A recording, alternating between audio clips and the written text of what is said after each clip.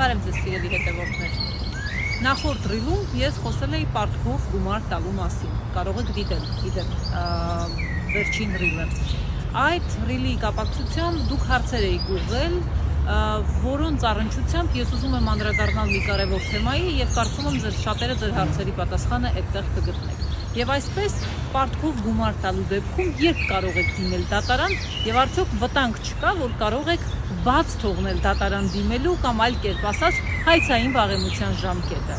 Հայաստանի Հանրապետության քաղաքացիական օրենսգիրքը սահմանում է, որ եթե ժամկետով եք ընկվել փոխառության պայմանագիրը, ապա անձը պարտավոր է ձեզ վերադարձնել սահմանված ժամկետում եւ ստացականում կամ այլ փաստաթղթում այդ մասին իհարկե նշում կկատարվի։ Եթե ժամկետի ավարտից հետո չի վերադարձնում, ապա այդ պահից սկսում է հոսել հայցային վաղեմության ժամկետը, որը 3 տարի է։ Եթե 3 տարի ժամկետը բաց թողնեք եւ դատարան չդիմեք, ապա դուք կորցնելու եք դատարան դիմելու իրավունքը։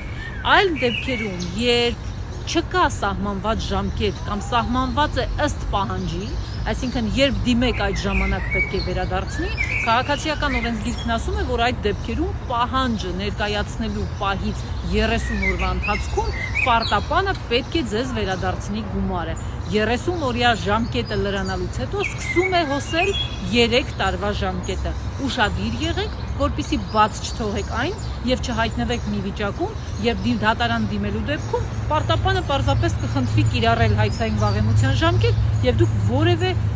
հատուցում, որևէ լուծում ձեր հարցին չեք ստանա։ Եղեք տեղեկացված, շարունակեք հետևել այս էջին։